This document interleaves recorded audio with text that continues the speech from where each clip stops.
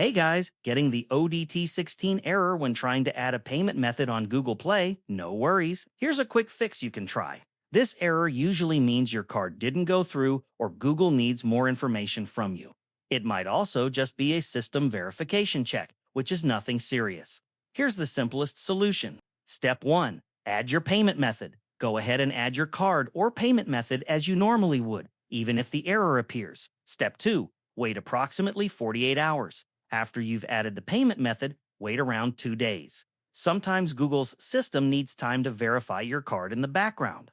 It may not happen instantly, but that's completely normal. Step 3. Try again. Once 48 hours have passed, go back to the Google Play Store and try making a purchase again.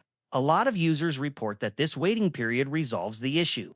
If it still doesn't work, if the error persists after waiting, your best option is to contact Google Play's live support. They can check what's wrong on their end and help you fix it permanently. Hope that helps. It's a super easy fix. Just add the card, wait a couple of days, and try again. If needed, support is there to assist you. Thanks for watching and good luck.